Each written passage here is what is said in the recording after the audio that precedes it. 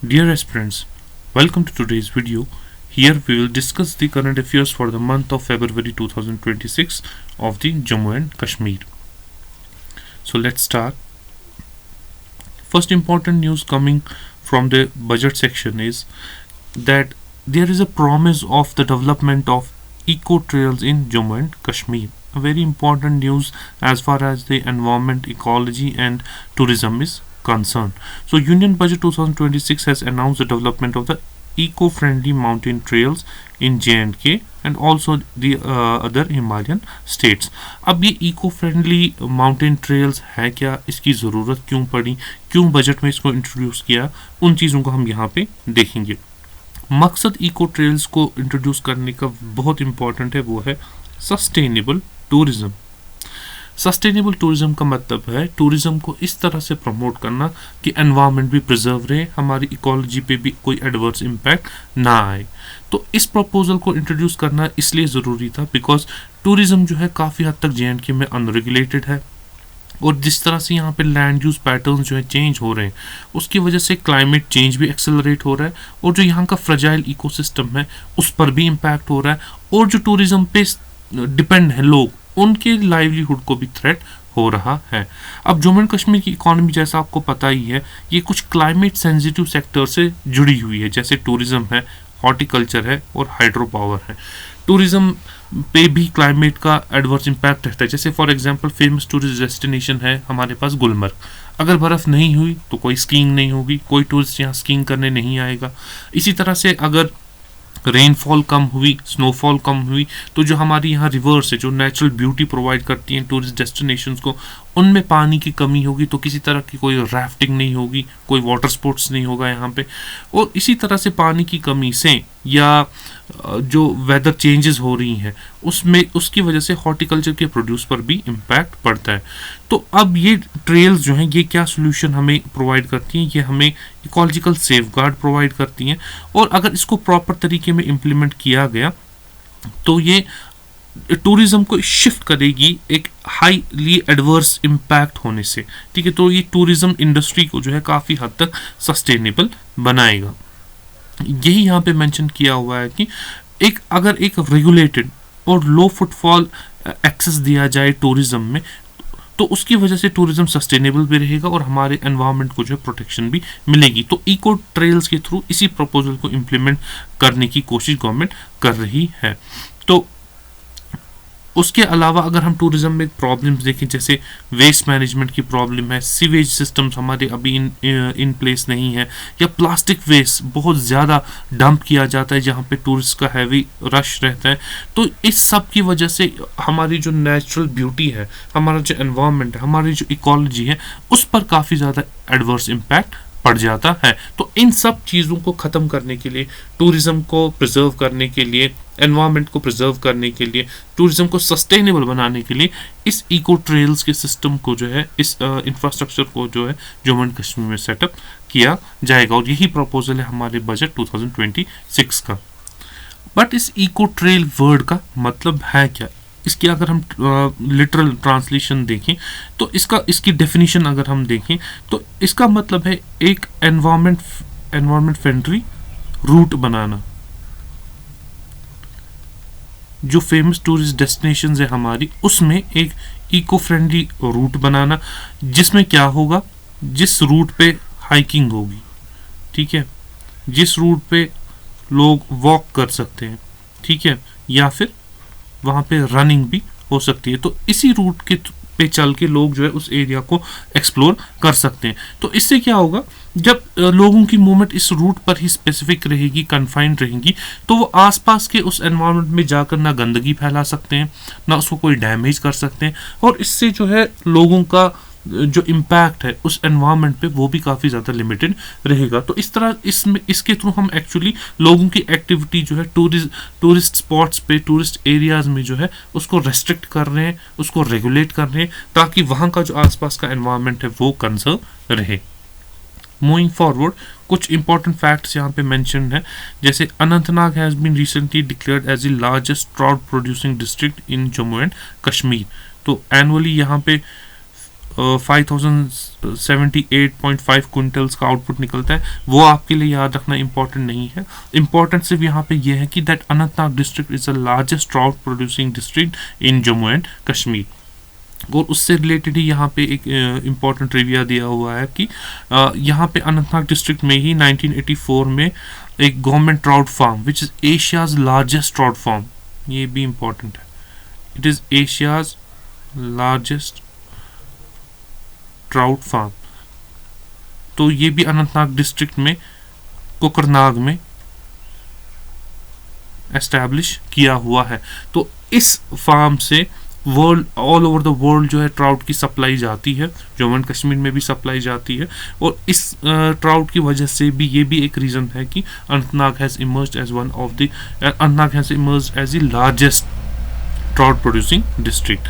Then 6th Khelo India winter games जो है उसको गुलमर्ग में ऑर्गेनाइज किया गया है, ठीक है, 6th एडिशन। तो कभी ऑब्जेक्टिव ऐसे भी आता है कि 5th एडिशन कहाँ पे हुआ, 6th एडिशन कहाँ पे हुआ, 4th एडिशन कहाँ पे हुआ, तो 6th एडिशन जो है वो हमारे जम्मू एंड कश्मीर के गुलमर्ग में ऑर्गेनाइज किया गया। मूविंग फॉरवर्ड, सिक्योरिटी से रिलेटेड एक important fact that an operation was conducted by the northern army commander and it was named as the Operation Trashi। ये किश्तवाड़ डिस्ट्रिक्ट में किया गया। It was an anti-terrorism operation, एक encounter वहाँ पे किया गया, तो जिसमें कुछ सोल्जर्स जो हैं हमारी कंट्री के भी शहीद हुए, और इस ऑपरेशन को नाम दिया गया ऑपरेशन त्राशी। तो एग्जाम में आपसे इस तरह से पूछा जा सकता है कि रिसेंटली ऑपरेशन त्राशी जो है वो किस डिस्ट्रिक्ट में किया गया था, या ऑपरेशन त्राशी जो है किस एक्टिविटी से रिलेटेड है। तो it was an anti terrorism operation organised in the district of Kishtwar, Jammu and Kashmir. Then moving forward, हमारे इकोनॉमिक्स सेक्शन से एक important news that RODTEP rates they have been cut by 50%। इसको अंडरस्टैंड करने से पहले ज़रूरी है कि हम समझें कि ये RODTEP स्कीम है क्या।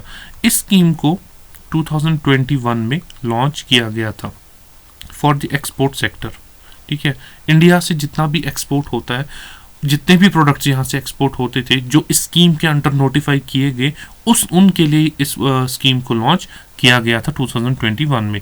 इसकी फुल फॉर्म है रेमिशन of duties, R for रेमिशन, O for of and D for duties and taxes on exported products, ठीक है, रेमिशन of duties and taxes on exported products. इस स्कीम का मकसद क्या था, जैसा कि इसके नाम से ही पता चलती है, ये स्कीम कुछ टैक्सेस और लेवीज को रिफंड करती थी एक्सपोर्टर्स को। फॉर एग्जांपल, इंडिया से अगर कोई एक्सपोर्ट करता था कोई प्रोडक्ट, तो उस एक्सपोर्ट में जो कुछ टैक्सेस, कुछ लेवीज लगती थी, उसका रिफंड इस एक्सपोर्टर को मिलता था। इससे क्या होता था, फॉर एग्जांपल अगर कोई 1000 रुपये की चीज़ एक्सपोर्ट होती थी और इसमें लेट से 70 रुपीज़ का टैक्स और लेवी इम्पोज था, तो ये 70 रुपये इस एक्सपोर्टर को वापस मिल जाते थे।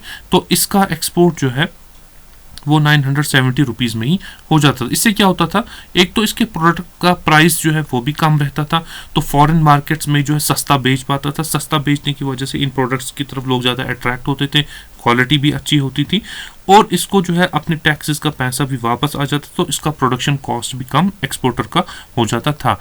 अब गवर्नमेंट ने क्या किया है, जो पहले 70 रुपये इनको वापस मिलते थे, अब इसमें 70 के बजाय सिर्फ 35 रुपीज़ ही वापस मिलेंगे। 50% कट का यही मतलब है। तो this is just for an example. तो किसी को अगर 70 मिलते थे, किसी को अगर 50 मिलते थे रुपए वापस, तो उसको 25 ही सिर्फ वापस मिलेंगे। तो यही मतलब है यहाँ पे कट बाय 50% का। तो बट इस चीज़ के बारे में जो है एक्सपोर्टर्स ने कहा है कि इसका एडवर्स इम्पैक्ट हमारे एक्सपोर्ट्स पर होगा। एडवर्स इम्पैक्ट किस पर होगा, आर्टिजन्स और वीवर्स खास तौर से जो हैंडीक्राफ्ट प्रोडक्ट्स हमारे बनाते हैं, जो ज़्यादातर एक्सपोर्ट ही होते हैं, तो जब उनके लिए एक्सपोर्ट किए हुए आइटम्स का प्राइस कम्पिटिटिव नहीं रहेगा इस कट की वजह से, तो ऑब्वियसली उनके प्रोडक्ट्स की सेल्स पर भी इम्पैक्ट पड़ेगा। वीवर्स और आर्टिजन्स पर भी इम्पैक्ट पड़ेगा, और स्मॉल एंड मीडियम बिजनेसेस जो एक्सपोर्ट करते हैं उन पर भी इम्पैक्ट पड़ेगा। तो ये एडवर्स इम्पैक्ट जो है, this is in addition to the other problems faced by the exporters. Exporters को और क्या प्रॉब्लम फेस होती है? Higher input cost. फॉर कोई चीज़ मैन्युफैक्चर करने के लिए बिजली चाहिए, रॉ मटेरियल्स चाहिए, मशीनरी चाहिए, तो इन सब चीज़ों के प्राइस दिन ब दिन बढ़ते जा रहे हैं, इसका कॉस्ट दिन ब दिन बढ़ता जा रहा है। इस कॉस्ट बढ़ने के साथ साथ जब यहाँ पे ये रेट्स का बेनिफिट जो मिलता था एक्सपोर्टर्स को वो भी कम किया गया, तो इसकी वजह से काफ़ी ज़्यादा एडवर्स इम्पैक्ट एक्सपोर्टर्स को होगा। और ना कि इनपुट कॉस्ट ही बल्कि राइजिंग फ्रेट चार्जेस, ट्रेन के थ्रू प्रोडक्ट्स भेजते हैं, पोर्ट्स तक प्रोडक्ट्स पहुंचाते हैं, तो उसमें भी किराया लगता है, किराया भी दिन ब दिन बढ़ता है। या ग्लोबल अनसर्टेनिटी, वॉर्स, कॉन्फ्लिक्ट्स, तो जो पोटेंशियल मार्केट्स हुआ करते थे, फॉर एग्जांपल आप देखेंगे ट्रम्प कितने ज़्यादा टैरिफ्स उसने इम्पोज किए, तो यूएस जो एक फ्लरिशिंग मार्केट रहता था जम्मू एंड कश्मीर के प्रोडक्ट्स के लिए, तो टैक्सेस की वजह से, इम्पोर्ट टैक्सेस की वजह से, इम्पोर्ट ड्यूटीज़ की वजह से सेल्स जो है इन प्रोडक्ट्स की ऑलरेडी कम चल रही हैं। उसके बाद उस सेल्स के कम होने की वजह से आर्टिजन्स जो है ऑलरेडी उनके जो प्रॉफिट्स है वो कम हो ही गए थे। अब उसके ऊपर जो है रेट कट भी किया गया है, तो उससे उनके प्रॉफिट्स जो है वो और ज़्यादा कम होने की चांसेस हैं। तो एक्सपोर्टर्स आर डिमांडिंग कि रेट कट्स का रिव्यू किया जाए, तो जो ओरिजिनल रेट्स थी जो इनको एक्चुअली बेनिफिट स्कीम के अंदर मिलता था वो भी प्रोवाइड किया जाए। तो यहाँ पे थोड़ा सा इस स्कीम को मैंने इलेबोरेट किया हुआ है। 2021 में इसको लॉन्च किया गया, तो जैसे मैंने आपको बताया इसमें कुछ ड्यूटीज़, लेवीज जो है, टैक्सेस जो है, उनको रिफंड रीइंबर्स किया जाता था। ठीक है, तो अब क्योंकि ये जो रेट्स हैं इसको 50% रिड्यूस किया गया है, तो एक्सपोर्टर्स कह रहे हैं कि उनके प्रोडक्ट्स जो हैं वो एक्सपोर्ट मार्केट में काफ़ी ज़्यादा कॉस्टली होने वाले हैं। और ऑलरेडी हमने डिस्कस किया कि हायर इनपुट कॉस्ट होने की वजह से, फ्रेट चार्जेस बढ़ने की वजह से और ग्लोबल जियोपॉलिटिकल टेंशंस होने की वजह से एक्सपोर्टर्स को जो है ऑलरेडी टेंशंस फेस करनी पड़ रही हैं। तो अब एक्सपोर्टर्स से ही एक्सपेक्ट करते हैं गवर्नमेंट से कि rather than reducing the rate, इसको वापस अपनी जगह पर रेस्टोर किया जाए। बिकॉज ज़्यादातर जिन सेक्टर्स पर इसका इम्पैक्ट पड़ेगा वो लेबर इंटेंसिव सेक्टर्स हैं, जिसपे काफ़ी सारे लोगों का रोजगार चलता है, लाइवलीहुड डिपेंडेंट है। तो अगर उनको ये सब चीज़ें फेस करनी पड़े तो उनके लाइवलीहुड पर भी डायरेक्ट इम्पैक्ट पड़ सकता है। सो इस मंथ के करंट अफेयर्स में इतना ही। हम मिलते हैं हमारे नेक्स्ट मंथ के करंट अफेयर्स में। Till then take care and good bye.